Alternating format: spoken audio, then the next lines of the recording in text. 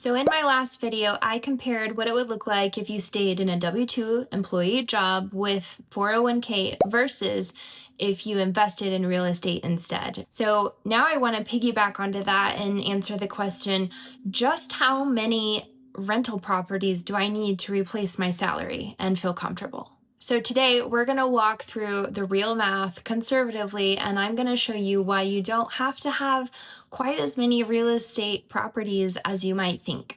So if your goal is to replace shift income with cash flow, you're in the right place. Make sure you like and subscribe this post, and let's get into it. When someone is a provider and they say they make $250,000 a year, it sounds like the finish line. It sounds like security. It sounds like success. Like, why would anyone walk away from that? But $250,000 is not what actually hits your bank account. So if you're serious about replacing your income with rentals, you need to understand what you're actually trying to replace. So let's start with taxes. At $250,000 as a healthcare provider, after federal taxes, state, a realistic effective rate for many clinicians lands around 35%. That means your real take-home pay is closer to $162,000 a year. That's about $13,500 a month. So when people say they want to replace their $250,000 salary, no, you're not trying to replace Uncle Sam's portion you never saw anyways. So for many people, that means the amount that hits your bank account is somewhere between $10,000 and $14,000 a month. So let's talk rentals realistically. Imagine you have a $400,000 property. You put 25% down, so you'll put in about $100,000. You finance $300,000 at 6%. So after taxes, insurance, maintenance, everything, you might see around $500 a month cash flow starting out. So let's do some simple math. If you need $13,500 per month and each property produces about $500 a month, you would need 27 properties. Ouch. This is where most people close their laptop and say, no, thank you, I'm good. But this is also where most people misunderstand how real estate actually works. It's not linear, it's an exponential curve. But keep in mind, monthly cash flow is only one part of the equation. Every property is also building wealth in ways your W-2 job never will. So 1 year on that same $400,000 property, you'll see $6,000 in cash flow.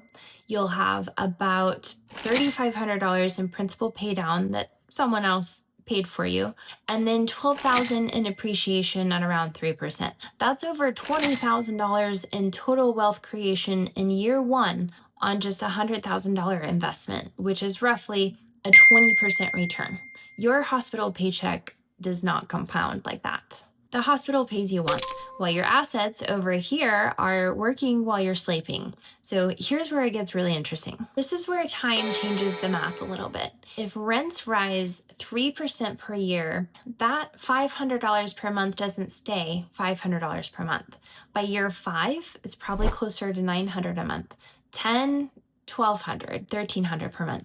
Without refinancing, without adding more capital, time inflation will do the work for you. A lot like your mom's Sunday roast in the crock pot. Just set it and forget it. So let's look at that math again. If your portfolio averages $1,000 per month per property by year 7 to 10, you don't need 27 properties anymore. You only need 14. 14 is very different from 27. So you're not replacing $250,000 in 3 years. You probably won't replace it in 5. Real estate is not a get-rich-quick scheme. It's painfully slow at the beginning, but disproportionately powerful at the end as it starts to really pick up speed. So think of it like an airplane on the runway. Airplanes have to get up to a lot of speed, and they use almost the entire runway, and then it seems like at the last second they become airborne. This is going to be very similar.